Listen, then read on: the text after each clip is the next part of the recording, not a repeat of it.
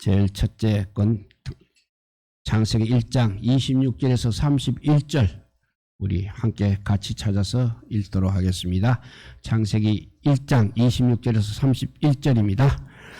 찾을 줄 알고 읽겠습니다. 하나님이 이르시되 우리의 형상을 따라 우리의 모양대로 우리가 사람을 만들고 그들로 바다의 물고기와 하늘의 새와 가축과 온 땅과 땅에 기는 모든 것을 다스리게 하자 하시고 하나님이 자기 형상과 곧 하나님의 형상대로 사람을 창조하시되 남자와 여자를 창조하시고 하나님이 그들에게 복을 주시며 하나님이 그들에게 이르시되 생육하고 번성하여 땅에 충만하라 땅을 정복하라 바다의 물고기와 하늘의 새와 땅에 움직이는 모든 생물을 다스리라 하시니라. 하나님이 이르시되 내가 온 지면에 씨 맺는 모든 채소와 씨 가진 열매 맺는 모든 나무를 너희에게 주노니 너희의 먹을 거리가 되리라. 또 땅의 모든 짐승과 하늘의 모든 새와 생명이 있어 땅에 기는 모든 것에게는 내가 모든 풀을 먹을 거리로 주노라 하시니 그대로 되니라. 하나님이 지으신 그 모든 것을 보시니 보시기에 심히 좋았더라. 저녁이 되고 아침이 되니 이는 여섯째 날이니라. 아멘. 하나님의 형상대로 사람을 창조하시되라고 했습니다. 그러면 인간이란 것은 무엇입니까? 혹은 인간을 또 인간되게 하는 본질은 무엇입니까? 이런 질문은 아주 오래된 철학적 질문이 되겠습니다. 가장 대표적인 답이 무엇이냐면 인간은 생각하는 동물이라는 것입니다. 즉 이성을 인간의 가장 본질적으로 보고 있다는 것입니다. 또한 우리는 어른들에게서 먼저 인간이 되라는 말을 가끔 듣게 됩니다. 그런데 재미있는 것은 인간이 되어라는 말은 인간에게만 하는 것입니다.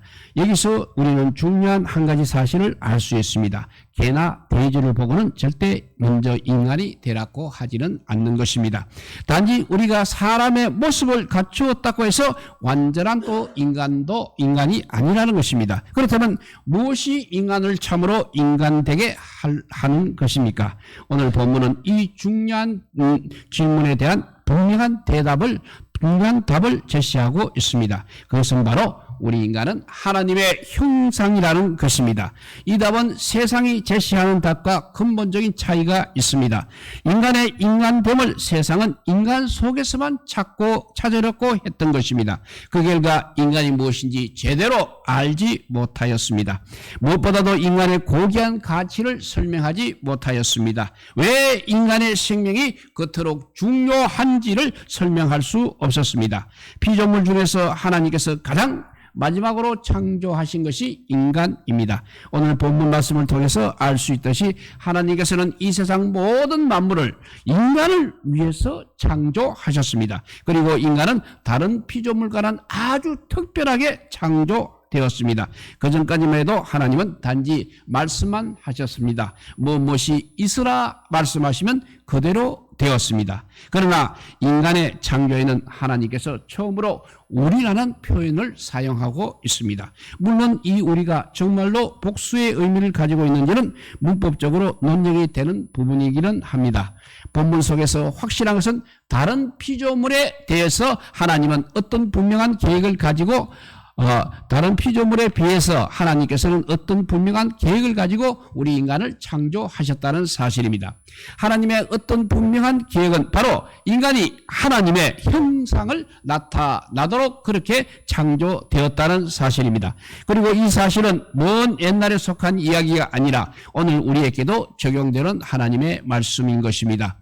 오늘 우리는 이 본문 말씀을 통하여 인간의 창조가 우리 교회에 주는 교훈들을 한번 생각해 보고자 합니다. 인간의 창조에서 가장 주목되는 것은 하나님께서 인간을 자신의 형상대로 창조하셨다는 사실입니다. 물론 모양이라는 말도 나오고 또 형상이라는 말도 물론 모양이라는 말도 나오지만 형상이라는 말과 같다고 보면 될 것 같습니다. 26절에 보니까 우리의 형상을 따라 우리의 모양대로 만들자라고 했습니다. 그리고 27절에 가서는 하나님이 자기 형상, 하나님의 형상대로 사람을 창조하시되라고 되어 있습니다. 만약 형상과 모양이 어떤 다른 의미를 가지고 있다면 27절도 역시 자기 형상과 자기 하나님의 모양으로 창조하셨다고 그렇게 기록이 되어 있었을 것입니다. 이 형상이라는 말은 동상, 사람의 모양을 세우는 동상과 같다고 할 수 있는 것입니다. 기본적인 의미는 결국 닮았다는 뜻이 되겠습니다. 그러면 무엇이 닮았습니까? 도대체 하나님과 인간이 어떻게 닮았다는 것입니까? 안타깝게도 본문은 하나님의 형상이 어떤 것인지를 말해주지 않고 있습니다. 어떻게 보면 하나님의 형상은 인간을 이해하는 데 가장 중요한 개념이 될 것입니다. 그런데 오늘 본문은 하나님의 형상을 우리에게 설명하지 않고 있는 것입니다. 하지만 몇 가지 그래도 유추는 할 수 있는 것입니다. 하나님께서 인간을 자기 형상대로 만드시고 그들에게 새와 물고기와 땅에 있는 그 모든 동물들을 다스리도록 하셨습니다. 물론 적어도 우리는 이 말씀 속에서 다스림이 하나님의 형상은 아니더라도 하나님의 형상과 이 다스림이 무관하지는 않다는 것은 알 수 있는 것입니다. 사실 창세기 1장에 나타나는 하나님의 모습은 창조자의 모습인 것입니다. 그러니까 온 세상을 다스리는 왕의 모습이 하나님의 모습입니다.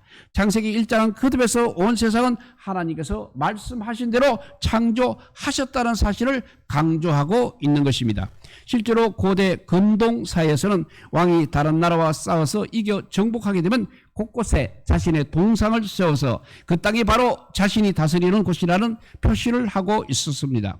이런 것은 독재자가 다스리는 나라에서 오늘날에도 마찬가지로 이루어지고 있습니다. 특별히 북한만 하더라도 중요한 곳곳에 김일성의 동상이 지금도 세워져 있는 것입니다. 그래서 백성들에게 자신을 다스리는 자가 김일성이라는 것을 확실히 각인시키고 있습니다. 하나님께서 인간을 통해서 자신의 동상을 세웠다고 할 수 있는 것입니다. 그리고 모든 피조물들이 이제 인간에게 복종하도록 그렇게 하셨습니다. 다스림이 하나님의 중요한 성품 중에 하나이기는 하지만 하나님의 대표적인 성품이나 형상이라고 하기에는 또 무엇인가 부족한 것 같습니다. 무엇보다도 다스림이 하나님의 형상의 본질이라고 한다면 두 사람이 아니라 한 사람이 더 나을 수 있었던 것입니다. 고대 모든 왕국에는 오직 하나의 왕이 존재했을 뿐인 것입니다.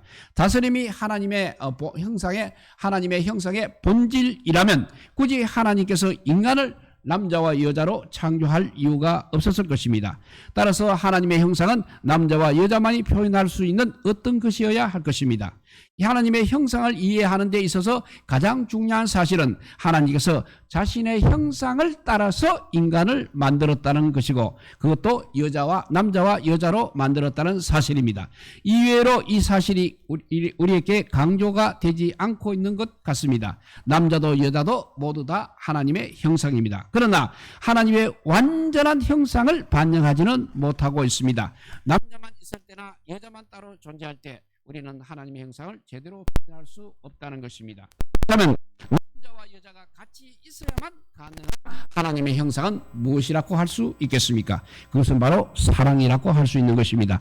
모든 사람은 사랑할 수 있는 자질을 가지고 있습니다.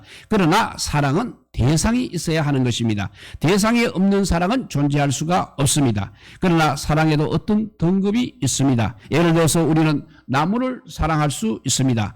또 개를 사랑할 수 있습니다. 사실 아담 혼자 있었을 때 하나님께서 돋는 배필을 지으라고 하시고 처음 만든 것은 하와가 아니라 각종 들짐승과 공중의 새였습니다. 돋는 배필을 만들고자 하셨을 때 하나님은 하와가 아니라 아담과 아주 비슷하게 생긴 제2의 아담을 또한 만들 수 있었을 것입니다. 쌍둥이를 만들었으면 얼마나 서로 사랑하면서 살았을 것입니다. 그러나 남자끼리의 사랑, 여자들끼리의 사랑은 성부, 성자, 성령, 삼위 하나님이 서로 가지고 계시는 친밀감을 나타낼 수가 없는 것입니다. 물론 요즘 사람들은 동성애나 부부간의 사랑이나 똑같다고 그렇게 주장하는 사람들이 있습니다. 어떤 경우에도 우정이 부부의 애정보다 더 친밀하고 깊을 수도 있는 것입니다. 그러나 부부간의 사랑은 동성간의 사랑이라든지 우정이라든지 전후에 더 나아가 자식에 대한 부모의 사랑과는 전적으로 차원이 다른 사랑이라는 것입니다. 그러면 무엇이 다른 것입니까? 그것은 바로 부부간의 사랑은 생명을 일으킨다는 사실입니다. 그래서 따라서 사랑은 능력입니다. 능력 중에서 생명을 일으키는 능력인 것입니다. 다른 어떤 것도 생명을 일으킬 수 없는 것입니다. 하나님께서는 바로 이렇게 사랑을 통하여 생명이 태어나게 하셨습니다. 이 사랑을 통하여 인류가 번성하도록 하셨습니다. 하나님께서 인간을 아담과 하와로 창조하신 것은 바로 하나님의 형상 중의 형상인 하나님의 사랑을 잘 표현하도록 하신 것입니다. 하나님께서는 인간을 자신의 형상으로 만들어 세상을 다스리고자 하셨습니다. 그러나 이 일은 혼자 할 수 있는 일이 아닌 것입니다. 세상을 다스리기 위해서는 혼자만으로는 너무나 버거운 일입니다. 그래서 많은 동력자들이 필요한 것입니다. 이 일을 위해서 하나님께서는 처음부터 수많은 인간들을 창조하여 다스리는 사명을 단번에 이룰 수 있도록 할 수도 있었습니다. 그러나 실제로 그렇게 하기 위해서 실제로 또 수많은 천군 천사들을 만드셨기도 했습니다. 말라기 2장 15절에 보면 하나님이 바로 이 점을 분명히 밝히고 있습니다. 읽어보면 그에게는 영이 충만하였으나 오직 하나를 만들지 아니하셨느냐 어찌하여 하나만 만드셨느냐 이는 경건한 자손을 얻고자 하심이라 했습니다. 하나님께서는 처음부터 수많은 흙과 수많은 영을 하나가 되게 하여 수많은 인류를 만들 수 있었습니다. 그렇지만 그렇게 하시지 않으셨습니다. 한 남자와 한 여자를 통하여서 경건한 자손을 얻게 하시고 그 자손을 통하여 세상을 다스리고자 하셨습니다. 그래서 하나님은 두 사람을 만들고 나서 번성하도록 하신 것입니다. 그리고 땅에 충만하도록 복을 주셨습니다. 그리고 이 세상을 다스리도록 하셨습니다. 그러나 문제가 있습니다. 만약 오늘 읽은 하나님의 말씀이 맞다고 한다면 우리가 바로 옆에 사람을 볼 때 하나님을 그래도 유추해 볼 수 있어야 하는 것입니다. 지금 옆에 사람을 보시면 과연 하나님의 사랑이 떠오르고 있습니까? 만약 그렇다면 하나님은 어떤 모습을 유추할 수 있겠습니까? 세상의 부부들 속에서 하나님의 형상을 볼 수 있습니까? 우리는 지금 인간의 모습에서 이제는 더 이상 하나님의 형상을 찾을 수가 없습니다. 찾는다 하더라도 오직 왜곡된 하나님의 모습만 나타날 뿐인 것입니다. 심지어 어떤 경우는 하나님의 모습이 나타나는 것이 아니라 반대로 사탄에 가까운 모습이 나타나고 있는 것입니다. 그러면 이것은 무엇을 뜻하고 있는 것입니까? 무엇인가 잘못된 일이 일어났다는 것을 알 수 있는 것입니다. 성경의 말씀과 우리가 느끼는 현실이 너무나 다르다는 것을 우리는 알고 있습니다. 죄가 들어오기 전에 아담과 하와는 가장 친밀한 사랑의 관계를 유지하고 있었습니다. 대표적으로 아담이 하와를 처음 보았을 때 이는 내 뼈 중에 뼈요 살 중에 살이라고 노래하였습니다. 즉 전혀 다른 대상이지만 자신과 한 몸으로 이해하고 있었던 것입니다. 더 나아가 그들은 벗었음에도 불구하고 어떠한 수치심도 전혀 느끼지 못하였습니다. 이런 하나된 모습은 타락으로 인해서 망가져 버렸습니다. 그들은 더 이상 한 몸이 아닙니다. 자신의 몸에 대해서 이제 수치심을 느끼기 시작했습니다. 더 나아가 자신의 잘못을 이제 상대방에게 전가시키기까지 하였습니다. 죄는 인간과 하나님 관계를 이렇게 분리시켰을 뿐만 아니라 인간과 인간을 분리시키고 말았던 것입니다. 하나님께서는 인간이 더불어 살도록 창조하셨습니다. 하지만 그런 창조의 의도와는 상관없이 혼자 지내기를 좋아하는 사람이 많이 있게 되었습니다. 이것은 적어도 하나님의 형상을 반영하지 못하는 것입니다. 오히려 창조의 목적을 거스르는 것이었습니다. 이것은 자녀 교육도 대단히 중요합니다. 우리 자녀들을 너무나 자기 중심적으로 그리고 이기적으로 기르는 것은 창조의 목적에 맞지 않는 것입니다. 다른 사람들을 배려하지 않고 신경을 쓰지 않고 자기 뜻대로 자기 하고 싶은 대로 자기 고집대로만 행동하는 아이들이 얼마나 많이 늘어나고 있는 것입니까? 하나님은 둘을 하나로 만드셨습니다. 서로 전혀 다른 둘이 하나가 되어서 살기 위해서는 무엇이 필요한 것입니까? 가장 필요한 것은 바로 자기 포기인 것입니다. 두 사람이 같이 사는데 서로가 자기 고집대로만 하고 포기를 하지 않는다면 그 생활이 평안한 생활이 될 수 있겠습니까? 그래서 칼빈 선생은 그리스도의 삶을 한마디로 자기 부인이라고 하였습니다. 이런 점에서 우리 자녀들에게도 양보를 가르친다는 것은 대단히 중요한 일입니다. 양보는 그들이 앞으로 가정생활을 하고 부부생활을 원만하고 행복하게 살도록 하는데 결정적인 자질 중에 하나인 것입니다. 타인을 위해서 이렇게 인간은 하나님의 형상을 완전히 잃어버렸습니다. 모두가 이기적이고 자신만의 삶을 추구하고 있습니다. 이것은 어린아이라고 해서 예외가 아닙니다. 어렸을 때부터 우리 자녀들은 자기 욕심만을 추구하고 있습니다. 이 하나님의 형상을 그러면 우리가 어디에서 찾을 수가 있는 것입니까?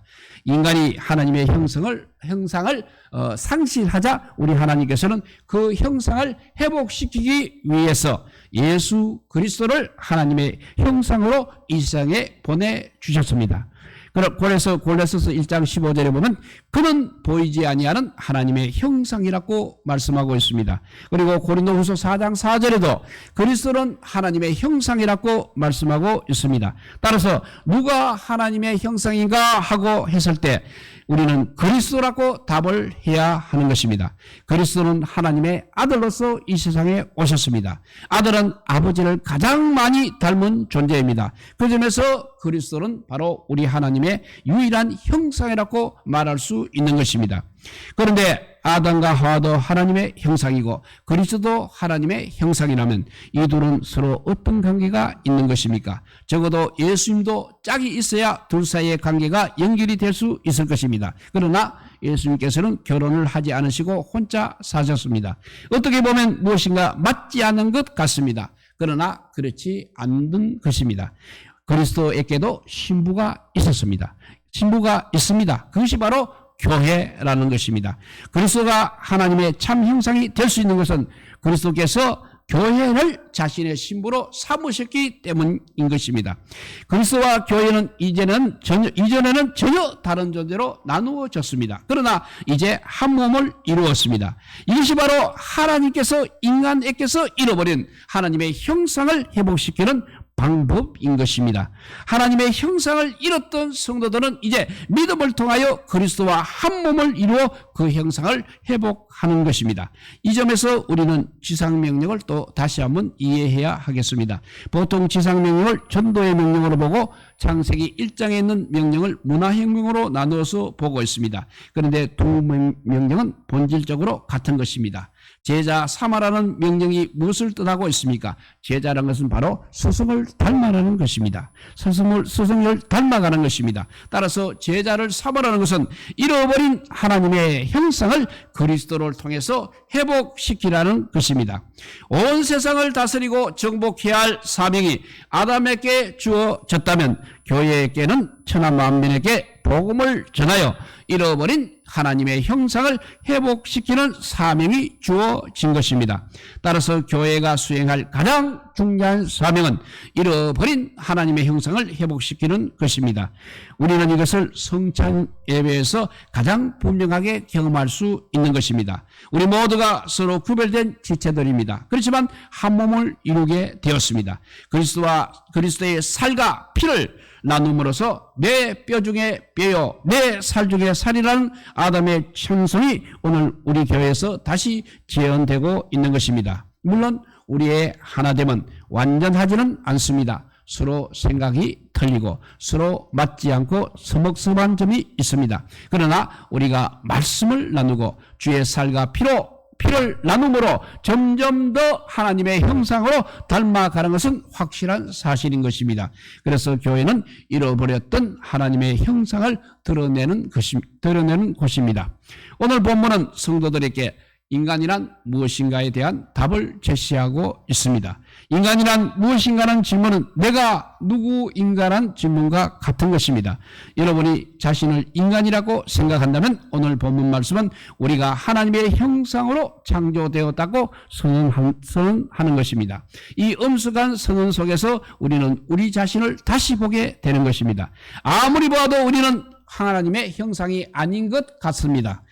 만약에 우리가 하나님의 형상을 나타내지 않는다면 우리는 더 이상 인간이라고 할 수 없는 것입니다. 따라서 오늘 본 말씀은 우리에게 부모님이나 어른들에게 늘 듣던 말씀을 합니다. 이제 인간이 되어야 한다. 먼저 인간이 되어라고 말하는 사람들에게는 공통점이 있습니다. 그렇게 말하는 자신들은 이미 자신이 인간이 되었다고 생각하는 것입니다. 그런데 어떻게 하면 인간이 될 수 있는지에 대해서는 전혀 가르쳐주지 않고 있습니다. 마치 인간이 되는 것은 그냥 스스로 노력하면 되는 것으로 생각하고 있습니다. 그러나 우리는 인간이 될 수 있는 방법을 알 수 없을 뿐만 아니라 안다고 하더라도 될 수 있는 능력은 이미 상실하였습니다.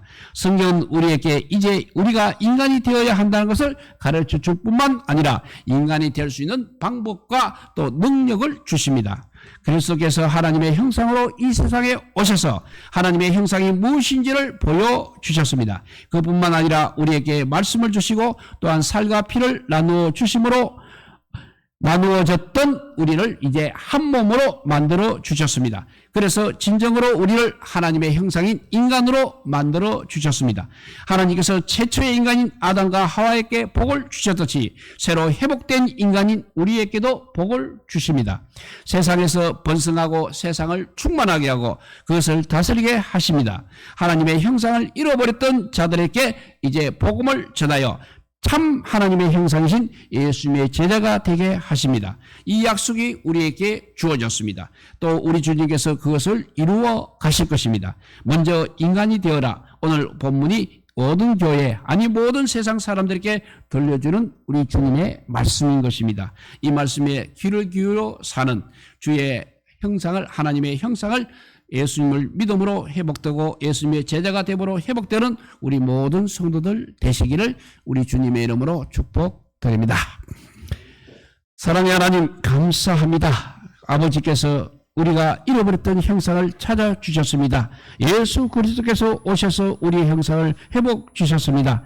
우리가 이제 예수님의 제자가 되므로 예수님을 정말 뜨겁게 믿음으로 하나님의 형상을 회복시키는 역사가 이루어지게 하여 주시옵소서.